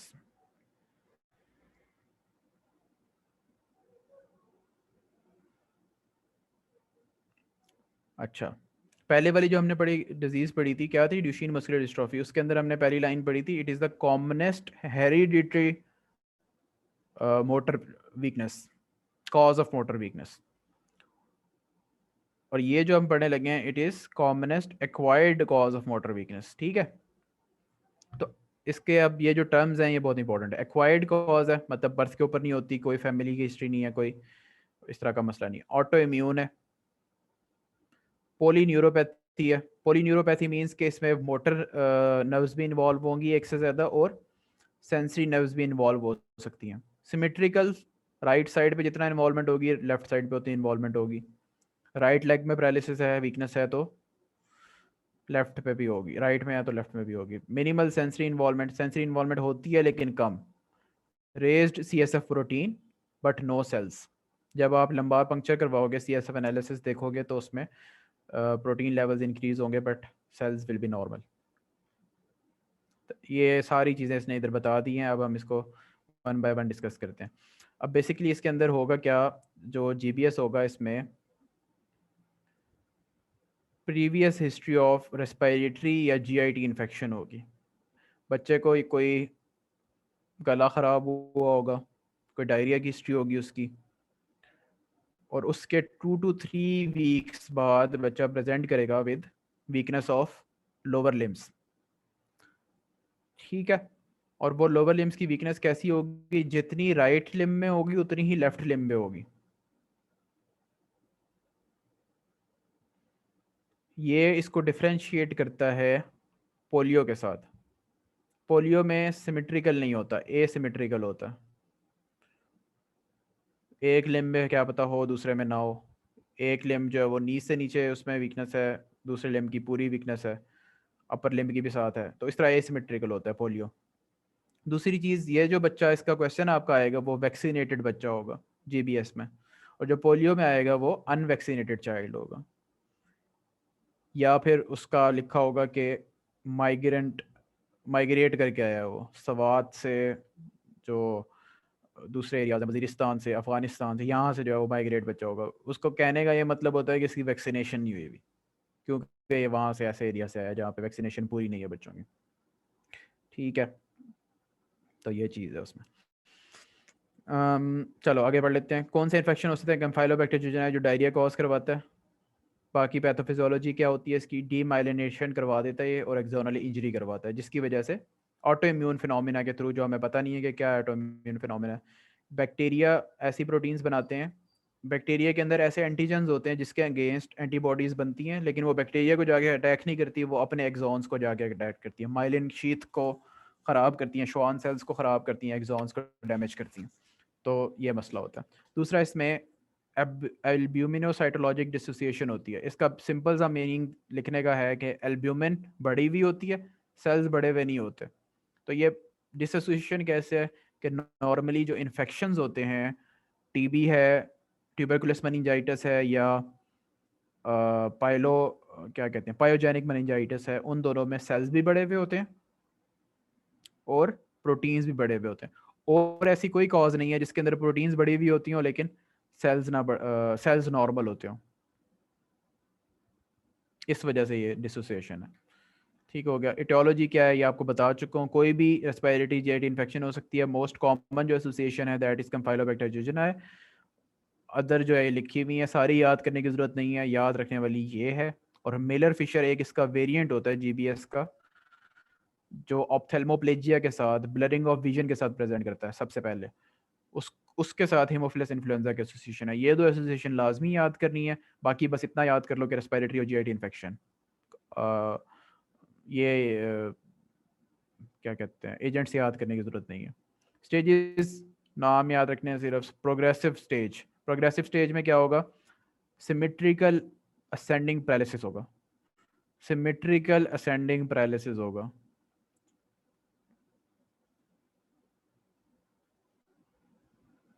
Symmetrical ascending paralysis. Symmetrical means right side पे भी उतना ही है इन्वॉल्वमेंट जितनी लेफ्ट पर है। असेंडिंग मींस लोअर लिम्ब से स्टार्ट होगा, अपर लिम्ब में जाएगा, और बीच में जितने मसल्स हैं लोअर लिम्ब से स्टार्ट होगा। एब्डोमेन में तो है कोई नहीं। चेस्ट में रेस्पिरेटरी मसल्स को इन्वॉल्व करेगा, फिर अपर लिम्स को इन्वॉल्व करेगा, और फिर सारा पूरी बॉडी को इन्वॉल्व कर सकता है। ठीक है, दैट इज असेंडिंग का ये मीनिंग है। तो जब लोअर लिम्ब से स्टार्ट होगा उस टाइम पे कोई ऐसा सच कॉम्प्लिकेशन नहीं है। जब ये जो स्वेलिंग के साथ है ना मसल, स्वेलिंग में उसको मसला होना शुरू हो जाएगा, तो इट मीन्स कि एमरजेंसी स्टार्ट होने वाली है। जैसे स्वेलिंग आपकी जा रही है तो साथ ही रेस्पिरेटरी मसल्स भी जाने वाले हैं। तो इस टाइम पे आपने उसको हॉस्पिटल शिफ्ट करके रेस्पिरेटरी सपोर्ट लगानी है उसको। बहरहाल प्लेटियो फेज़ आ जाएगा और रिकवरी फेज़ आ जाएगा। With in 2 to 4 weeks recover कर जाएगा ये। तो ये जो बीच वाला थोड़ा सा फेज़ है 2 to 4 वीक्स है, इसमें आपने उसको सिर्फ सपोर्ट प्रोवाइड करनी है। ठीक है, सेल्फ मतलब खुद ही ठीक हो जाएगा अगर आपने कॉम्प्लिकेशंस को कंट्रोल किया। क्लिनिकल फीचर्स आपको बताए जा चुके हैं। 2 वीक्स के बाद आफ्टर अ जीआईटी और respiratory infection symmetrical ascending paralysis start होगा, बच्चा वैक्सीनेटेड होगा। असेंडिंग पैरालिसिस होता है और लोअर मोटर न्यूरॉन लीजन है तो लोअर मोटर न्यूरॉन लीजन का साइंस हैं वो अभी हम देख भी लेते हैं, हाइपोटोनिया हाइपोरिफ्लेक्सिया। इसमें एक एक्सेप्शन ये है कि लोअर मोटर न्यूरॉन में सारे जो वो होते हैं ना रिफ्लेक्सेस होते हैं वो सारे ख़त्म हो जाते हैं, ठीक है। लेकिन इसके अंदर जो प्लांटर रिफ्लेक्स होगा वो नॉर्मल होगा और नी जो जर्क होता है, नी जर्क, वो डिमिनिश्ड होगा। तो ये आपने एक चीज़ बस याद रखनी है इसके अंदर, ठीक है। बाकी ये डिटेल याद रखने की ज़रूरत नहीं है। मसल टेंडरनेस पैरेस्थीसिया यूजुअली नहीं होता, कभी कभी हो सकता है। सेंसरी इन्वॉल्वमेंट अनकॉमन है, एटेक्सिया अनकॉमन है, loss of balance basically uncommon है। मेनिंजिस्मस के साइन, ड्रोजीनेस, पेपिलडीमा अनकॉमन है, फीवर अनकॉमन है, ऑटोनॉमिक डिसफंक्शन हो सकता है, स्फिंक्टर डिसफंक्शन अनकॉमन है। जो जो चीज़ें अनकॉमन आ रही हैं आगे जाके हम देखेंगे किसी और डिजीज़ में ये कॉमन होगी। तो ये आपने अगर इस तरह याद करोगे ना कि इसमें ये अनकॉमन है ये भी, तो वहाँ पे आप क्वेश्चन में कंफ्यूज हो जाएगा। आपने सिर्फ कॉमन चीज़ें याद रखनी है, ठीक है। Vaccinated child, symmetrical ascending paralysis, protein ज़्यादा बट सेल्स नॉर्मल, कोई रेस्पिरेटरी इन्फेक्शन या डायरिया या जीआईटी के इन्फेक्शन की हिस्ट्री, ठीक है।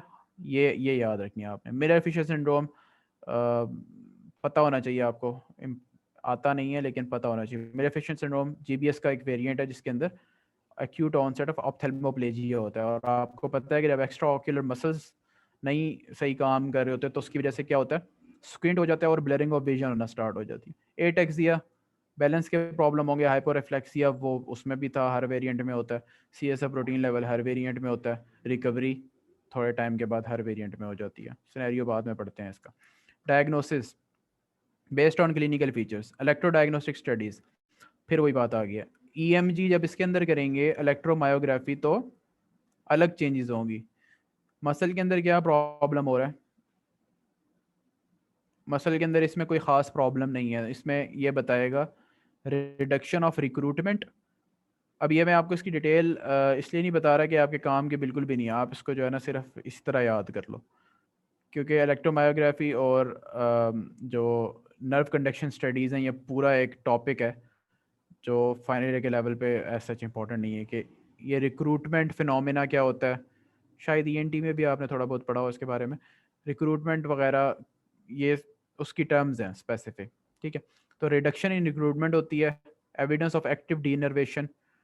डीनर्वेशन का क्यों है, क्योंकि जो नर्व की कंडक्शन है ना वो सही नहीं है, तो ऐसे लगता है कि इलेक्ट्रोमायोग्राफी पे कि डीनर्वेशन हुई हुई है, नर्व ख़त्म हो गई है, वो नहीं आ रहे, नर्व का कनेक्शन नहीं है मसल के साथ। हालांकि कनेक्शन होता है लेकिन माइलिन के अंदर प्रॉब्लम होने की वजह से वो एक्शन सही तरह फ्लो नहीं कर, इम्पल्स जो है वो फ्लो नहीं कर सकता उसके अंदर से, ठीक है। As a result of axonal destruction, ये आपको पता लग गया। अच्छा, दूसरी चीज़ नर्व कंडक्शन स्टडीज़, ये थी इलेक्ट्रोमायोग्राफी, ये मसल के ऊपर हो रही है। अब हम कर रहे हैं नर्व, नर्व के अंदर क्या चल रहा है। नर्व के अंदर कंडक्शन वेलोसिटी स्लो हो जाएगी। कंडक्शन वेलोसिटी क्यों स्लो हुई हुई है, डीमाइलिनेशन की वजह से, एक्सोनल इंजरी की वजह से। तो अच्छा, और दूसरा कंपाउंड मसल एक्शन पोटेंशियल कम हो जाएगा। तो ये 3 टर्म्स आपने याद करनी है, कंपाउंड मसल एक्शन पोटेंशियल कम, नर्व कंडक्शन वेलोसिटी कम, रिक्रूटमेंट फिनोमेना कम, ये 3 चीज़ें कम। और ये अलग अलग चीज़ों पर है, मोटर रिस्पॉन्स पे ये है, नर्व कंडक्शन स्टडीज़ पे ये है और इलेक्ट्रोमायोग्राफी पे ये है। और जब आप वो करवाओगे, वो हम पढ़ चुके हैं, लंबा पंक्चर करवाओगे सीएसएफ, तो उसमें क्या होता है, एल्ब्यूमिन रेज्ड होगी, डबल से भी ज़्यादा हुई भी होगी नॉर्मल से, लेकिन सेल्स नॉर्मल होंगे। नो प्लियोसाइटोसिस मीन्स के no increase in WBCs, glucose भी नॉर्मल, सब कुछ नॉर्मल है, सिर्फ प्रोटीन्स पड़ी हुई हैं। MRI सिर्फ आप तब करोगे जब ट्रॉमा की हिस्ट्री होगी या आपको ऐसा लग रहा हो कि स्पाइनल कॉर्ड से रिलेटेड कोई चीज़ है। स्पाइनल कॉर्ड, अगर आप स्पाइनल कॉर्ड को देखना चाहते हो ना, वर्टिब्रल कॉलम को नहीं, स्पाइनल कॉर्ड को, तो MRI is the best investigation, ठीक है। कोई भी आपका ऐसा MCQ है जिसमें वो स्पाइनल कॉर्ड का डैमेज, स्पाइनल कॉर्ड की कोई अपनी डिजीज़ या ट्यूमर ऑफ स्पाइनल कॉर्ड बताए तो best investigation is always MRI। Motor nerve conduction studies ये बता चुका हूँ, इलेक्ट्रोमायोग्राफी बता चुका हूँ, सीरम क्रिएटिनिन काइनेज बता चुका हूँ कि जितने भी मसल नर्व्स के मसले होते हैं उसमें रेज्ड हो सकता है, मसल के मसले होते हैं उसमें रेज्ड हो सकता है, स्पेसिफिक नहीं है। और इसमें नॉर्मल, माइल्डली एलिवेटेड है और नॉर्मल है। एंटी गैंग्लियोसाइड एंटीबॉडीज़ प्रेजेंट हो सकती हैं। गैंग्लियोसाइड बेसिकली जो है वो माइलिन के अंदर शॉन सेल्स और वो सारे माइलिन की प्रोडक्शन में इन्वॉल्व होता है, उसके अगेंस्ट जो है वो एंटीबॉडीज़ बनी हुई होती हैं, वो रेज्ड हो सकती हैं, इंपॉर्टेंट नहीं है। प्रोटीन्स इंपॉर्टेंट थी लंबा पंक्चर में, ठीक है। अच्छा अब ये देखो कि रिक्वायर्ड क्या क्या है, लाजमी क्या क्या होना चाहिए। एसिमेट्रिकल पैरालिसिस होना चाहिए किसी एक लिम्ब में, progressive motor weakness of more than one limb, A reflexia या हाइपरफ्लेक्सिया, एक ही बात है, मतलब बिल्कुल एब्सेंट हो या डिमिनिश्ड रिफ्लेक्स हो, ये लोअर मोटर न्यूरॉन का साइन होता है। स्पोर्ट क्या क्या करेगा, कुछ वीक्स से, मतलब हमेशा से नहीं है उसको, और रिलेटिव सिमेट्री, सिमेट्रिकल है, माइल्ड सेंसरी लॉस बहुत ज़्यादा भी नहीं है और ना एब्सेंट भी नहीं है, यानी सेंसरी लॉस है कुछ ना कुछ, मिक्स्ड पॉलीन्यूरोपैथी है। पेन है थोड़ा बहुत, क्रेनियल नर्व की इन्वॉल्वमेंट है, on set of recovery 2 to 4 weeks after halt of progression. ये मैंने आपको बताया 3 फेज होते हैं इसके, progressive phase, प्लेटियो phase and recovery phase. तो उसके कहने का मतलब है कि जब से वीकनेस स्टार्ट हुई है उसके 2 to 4 वीक्स बाद रिकवर होना स्टार्ट हो जाना चाहिए, इंप्रूवमेंट आनी चाहिए। Economic dysfunction, absence of fever, ECF protein levels increase होना सिम्टम्स के 1 वीक के बाद, इलेक्ट्रो डायग्नोस्टिक पे slowed conduction velocity, prolonged F phase, ये ये इसके EMG और नर्व कंडक्शन स्टडीज़ की सारी टर्म्स हैं। ये दो चीज़ें, ये वाले दो जो डब्बे हैं ये सपोर्ट कर रहे हैं सारे ज्ञान बड़े को। अब हम कौन सी चीज़ें देखेंगे, अगर एसिमेट्री है किसी भी तरह की तो ये किसी और डिजीज़ की वजह से, डाउट आ जाएगा आपके डायग्नोसिस में। बॉल एंड ब्लैडर डिसफंक्शन है तो किसी और डिजीज़ की वजह से है। परसिस्टेंट है अगर, थोड़ा बहुत ऑटोनॉमिक डिसफंक्शन हो सकता है, वो हमने पढ़ा था, अनकॉमन है लेकिन हो सकता है। Mononuclear leukocytosis, leukocyte CSF के अंदर बढ़ गए हैं, WBCs बढ़ गए हैं, तो ये भी और की तरफ जाएगा। अब मैं ये नहीं बता रहा किसकी तरफ, ये भी मेनिंजाइटिस की तरफ जा रहा है बेसिकली, मोनो न्यूक्लियर अगर बढ़ रहे हैं। शार्प सेंसरी लेवल, अगर सेंसरी लेवल ख़राब हो रहा है, शार्प सेंसरी लेवल है, शार्प सेंसरी लेवल्स मीन के किसी एक डर्माटोम के लेवल से नीचे वो है सेंसरी लॉस हो गया, ठीक है, तो वो आपके पास ट्रांसफर स्माइलाइटिस की तरफ जाता है बेसिकली, ठीक है। ये वो होता है ना, आप जिफिस्टर्नम का एक लेवल होता है, अम्बलाइकस का होता है इनका मिड पे, तो T12 है और T10 है, इस तरह कुछ चाहिए, ठीक है। तो ये डर्माटोम्स चल रहे होते हैं। शार्प सेंसरी लेवल का मतलब है कि इस डर्माटोम से नीचे ये पूरा लॉस ऑफ वो हो गया, सेंसेशन हो गई, ठीक है। तो ये GBS में ऐसा कुछ भी नहीं होता कि आधी बॉडी जो है उसकी लॉस ऑफ सेंसेशन हो जाए। ये ट्रांसफर स्माइलाइटिस में हो सकता है या ट्रॉमा की वजह से हो सकता है कि स्पाइनल कॉर्ड की आधी साइड जो है वो टूट, वो की है, ब्राउन सिगवर्ट सिंड्रोम वगैरह पढ़ा होगा आपने, वो अडल्ट से रिलेटेड है इसलिए मैं उसकी डिटेल में नहीं जा रहा। Features that rule out the diagnosis, अगर इसमें से कुछ भी है तो GBS नहीं हो सकता। पोलियो का कोई एविडेंस मिल गया आपको, पोलियो की हिस्ट्री मिल गई है या उसका कोई टेस्ट पॉजिटिव है पोलियो का, बॉचुलिज्म का हो गया है, टॉक्सिक न्यूरोपैथी हो गई है, ऑर्गेनोफॉस्फेट पॉइजनिंग हो गई है, टिक पैरालिसिस हो गया, हिस्टेरिया हो गया, ये सारा जो है GBS नहीं है, ये वाले सारे होंगे। प्योर सेंसरी सिंड्रोम है, लेड इंटॉक्सिकेशन हुई है, डिप्थेरिया हुआ है, एविडेंस ऑफ। अब इसमें से पहले 2 डब्बे इंपॉर्टेंट हैं, उसके अलावा ये बाकी कुछ भी इंपॉर्टेंट नहीं है, ठीक है। ये आपको खुद भी समझ आ गई होगी कि ये क्यों उसने बताया हुआ है। बाकी डिफरेंशियल्स को रूल इन या रूल आउट किया हुआ है बेसिकली। तो ये डिफरेंशियल्स बन रहे हैं। स्पाइनल कॉर्ड के अंदर क्या क्या हो सकता है, इसमें से जो बहुत इंपॉर्टेंट चीज़ है जिसको आपने डिफ्रेंशिएट करना है आपस में, वो है पोलियोमाइलाइटिस, दूसरी है acute transfer स्माइलाइटिस।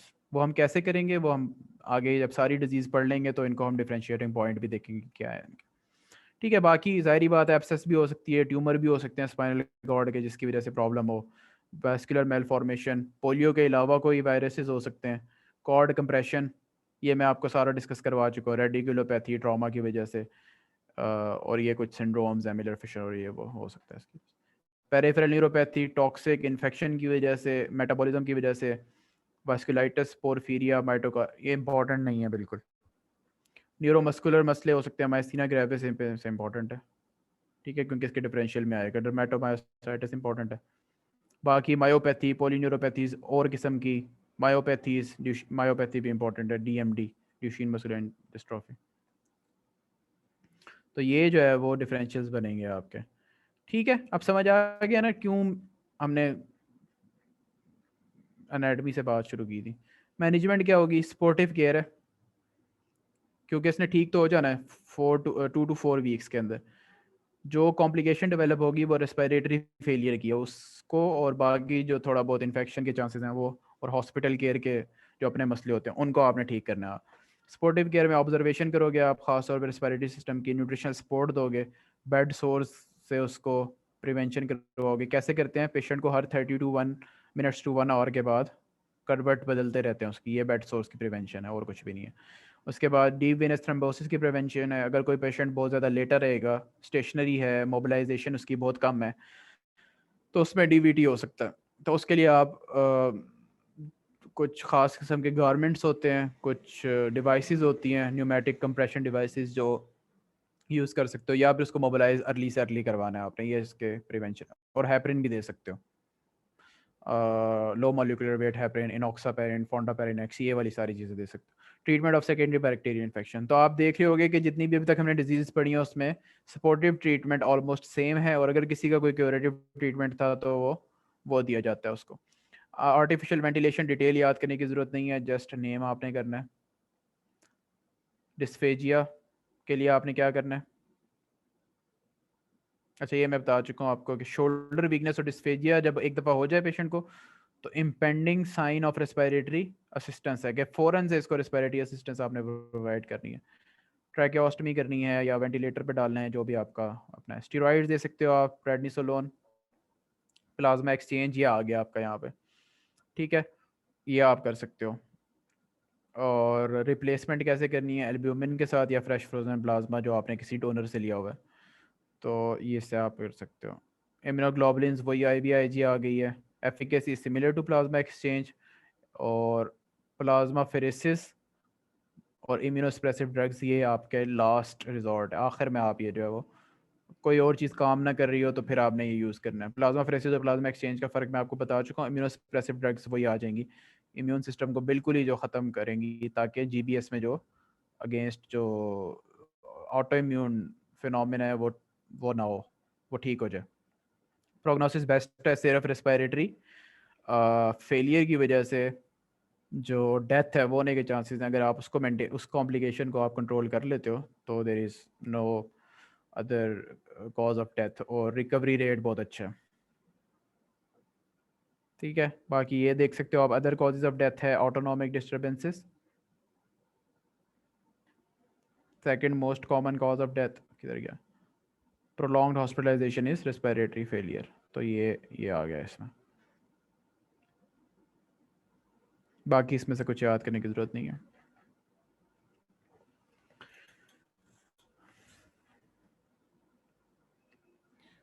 Is there any question?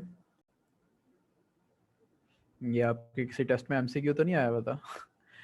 Motor neuron disease एक ऐसी डिजीज़ है जिसमें अपर मोटर न्यूरॉन और लोअर मोटर न्यूरॉन दोनों इन्वॉल्व होते हैं, और उसकी 4 सब टाइप्स होती हैं, और उसकी मोस्ट कॉमन जो आपने पढ़ी भी होगी और मेडिसिन में पढ़ोगे वो अमायोट्रोफिक लैटरल स्क्लेरोसिस है, ALS, ठीक है। तो उसमें मिक्स्ड फीचर्स होते हैं अपर मोटर न्यूरॉन और लोअर मोटर न्यूरॉन के। अनकॉमन सी बात है, लेकिन ये कॉलेज वाले जो MCQs बनाते हैं उसके अंदर देते हैं। Okay, thank you. आज तो हमने पढ़ा ही नहीं है, ये क्वेश्चन कहाँ से है। चलो ठीक है, खैर। ट्रांसवर्स स्माइलाइटिस, ठीक है, फोर्थ डिफरेंशियल मसल वीकनेस का, नाम से पता लग रहा है myelitis, inflammation of spinal cord. क्यों होगी ये हमें नहीं पता कि क्यों होती है। ठीक है, बहुत सारी और बातों के साथ साथ ये भी इडियोपैथिक होती है। ठीक है, कुछ हमें इसकी पता लगी है कि कुछ कॉजेज़ के सेकेंडरी, कुछ डिजीज़ के साथ, कुछ वैक्सीन्स के बाद लगाने के बाद ये डिजीज़ आती है, तो वो सेकेंडरी हम कह सकते हैं उसको। तो एक इसकी होती है इडियोपैथिक टाइप और एक होती है सेकेंडरी टाइप। सेकेंडरी टाइप हो जाती है वैक्सीन्स लगाने के बाद, कुछ इन्फेक्शंस के बाद, या कुछ मलिग्नेंसीज के साथ ही होती है। ठीक है, तो बस ये इतना याद रखना है आपने। होता क्या है इसमें,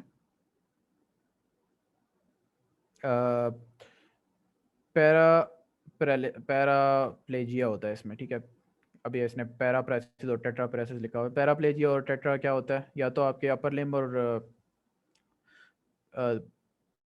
क्या कहते हैं दोनों लोग। हेमीप्लेजिया में क्या हो रहा होता है, left half side of the body का पैरालिसिस हो रहा होता है। पैराप्लेजिया में क्या हो रहा है, दोनों दोनों अपर लिम्स या दोनों लोअर लिम्स का हो रहा होता है। और टेट्राप्लेजिया में क्या होगा, टेट्रा मीन्स 4, तो दोनों लोअर लिम्स और अपर लिम्स भी दोनों, ये सारा पैरालिसिस हो जाएगा।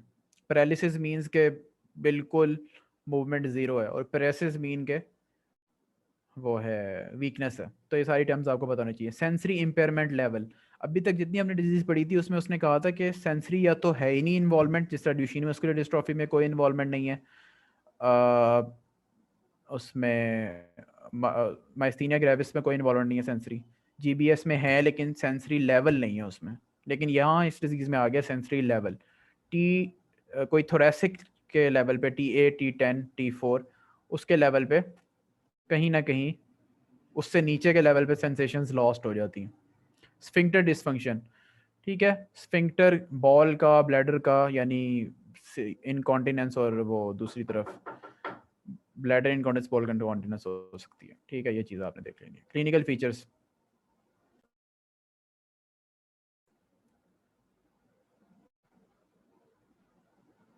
ये बता चुका वो। ठीक है, लोअर बैक पेन होगा, मिड थोरेसिक रीजन में स्फिंक्टर डिस्क फ्लैसिडिटी। ठीक है, और डिफरेंशियल डायग्नोसिस वही जो अभी तक हमने पढ़े हैं वो सारे आ जाएंगे इसमें। डायग्नोसिस कैसे होगा, पहले क्या था, प्रोटीन सिर्फ रेस थी जीबीएस में, सेल्स नॉर्मल थे। इसमें प्रोटीन्स जो हैं वो नॉर्मल होंगी या थोड़ी बहुत एलिवेट होंगी, लेकिन सेल्स रेस्ड होंगे।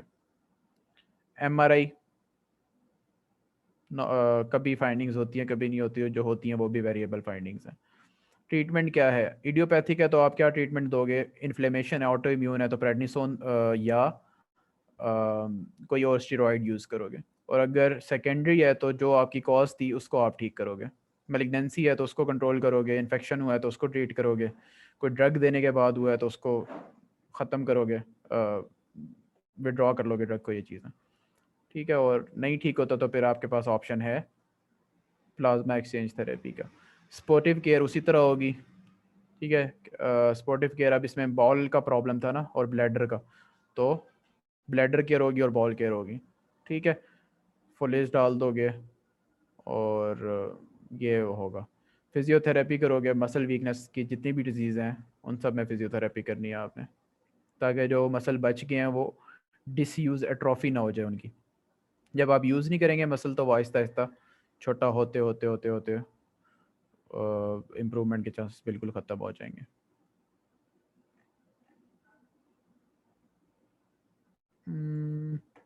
चलो, हमारा टाइम ख़त्म हो गया। कल हम डिस्कस करेंगे पोलियो, और थोड़ा बहुत अपर मोटर और लोअर मोटर का आपस में डिफरेंस क्या है, न्यूरोपैथी और मायोपैथी का क्या डिफरेंस है, और रिवीजन कर लेंगे थोड़ी इसकी जो आज पढ़ा हमने। ओके, अल्लाह हाफिज़। अल्लाह हाफिज़ सर।